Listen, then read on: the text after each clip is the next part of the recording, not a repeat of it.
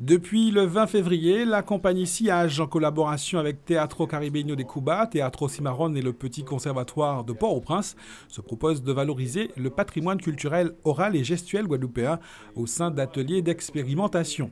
Objectif, concevoir un théâtre guadeloupéen, le codifier, une démarche qui concrétise 10 ans de création artistique de la compagnie Sillage et 10 ans de collaboration intense avec Cuba. C'est un travail théâtral qu'on fait, c'est un travail, comme vous venez de le dire, qui doit définir une pédagogie.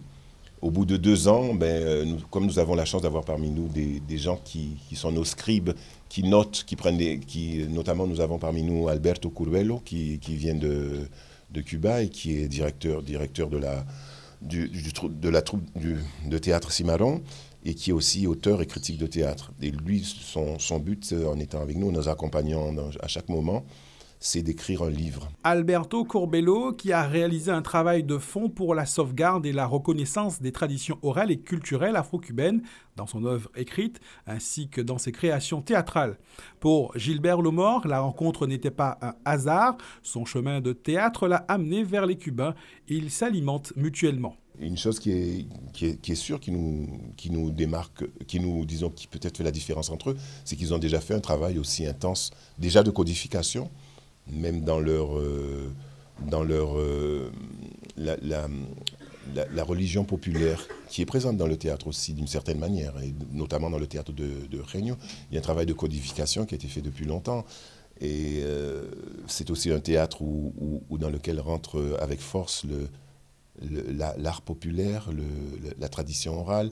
Donc c'est évident que quand nous nous sommes sentis l'un et l'autre les mêmes, quand je dis les uns et les autres, entre collègues et pratiquants de théâtre, nous nous sommes sentis les mêmes aspirations, donc c'est normal que nous ayons envie de collaborer ensemble.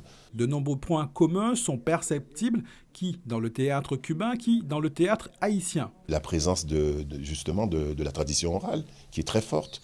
Chez eux, de l'art, des gens de la rue qui sont dans le théâtre, le marché, la religion, dans leur cas la santeria, dans le cas de Daniel Marcelin, le vaudou, dans le cas de mon théâtre, tout ce qui est autour du Goka, qui est autour du Léros, qui est autour...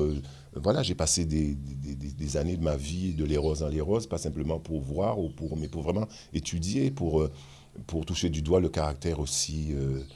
magico-religieux et sacré aussi, qui est autour de l'héritage que nous avons reçu. Des ateliers d'expérimentation avec des scolaires animés par Gilbert Lomor et les invités cubains se déroulent actuellement dans les établissements de Port-Louis, et ce jusqu'au 25 mars.